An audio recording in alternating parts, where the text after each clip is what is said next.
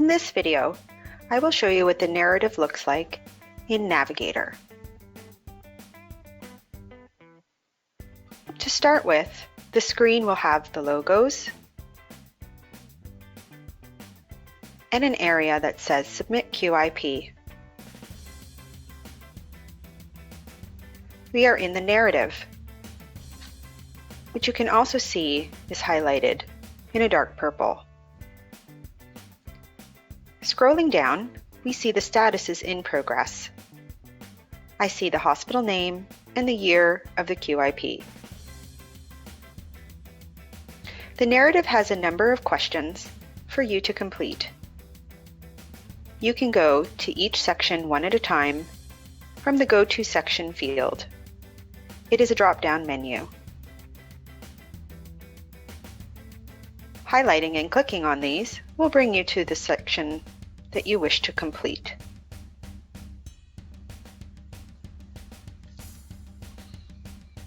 We'll go through each section together. Overview will introduce your QIP with key facts or highlights that you think would matter to a member of the public. Describing your greatest QI achievement from the past year is an opportunity for you to tell us about your bright spots. Collaboration and integration provides you with an area to tell us who else you are working with on a QI goal, or if you are a member of an Ontario Health team, tell us about that. Patient, client, and resident partnering and relations is about how you engage others in your quality improvement or any lessons learned in attempts to do so. It applies to every sector and every organization. Workplace violence prevention also applies to every sector and every organization. Tell us about what you are doing to prevent workplace violence. Virtual care is new in 2020. In this area, tell us about how you may provide virtual care. Do you do any online scheduling? Do you have secure email options? Perhaps you e-conference or run virtual visits. Executive compensation is required for hospitals only. The last two fields are optional. You may wish that others contact you about your QI goals or QIP once your QIP is publicly posted. This information would show publicly. The other field is an opportunity for you to tell us about anything else that has not been covered that you felt was vital to the development of your QIP or QI goals. We'd love to hear about it. Scrolling back to the top of the screen, we'll show you some other features that the narrative has included. There is the Hover Help option that every section has.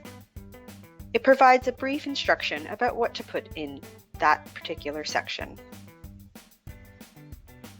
There's also an option to upload your organization's logo. You may also remove it. It would show on the export of your full narrative template.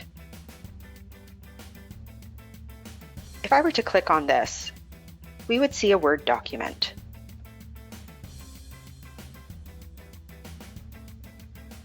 That Word document includes the narrative and all of the questions and sections to complete. While you must complete it within the Navigator itself, this is something that you could print and show to any member of your team or leadership.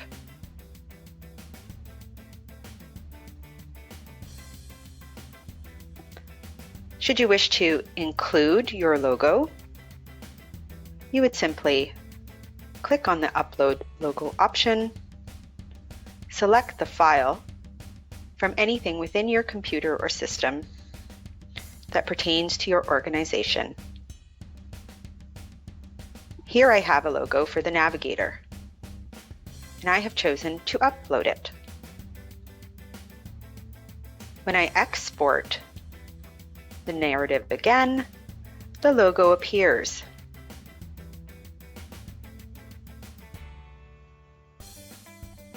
The size of the logo can be adjusted according to your preferences or standards at the organization.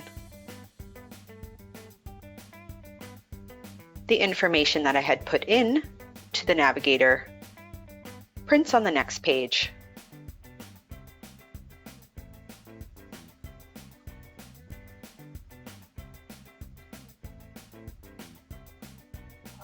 To add information into a section, hover over the box and a green plus sign will appear. Clicking on the green plus sign allows you to free type any information that you think would be relevant to that section.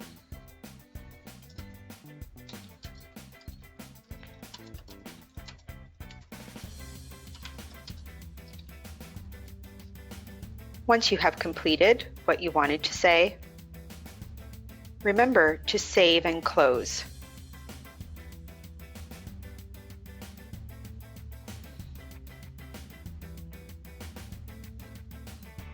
And the information appears. For all sections of the QIP, it is important to remember that you can log in and log out as required, and it is not necessary to complete everything in one sitting. Take some time, think about what you would like to write. Feel free to edit and rewrite as necessary. This has been a video about the narrative in the QIP. Thanks for watching.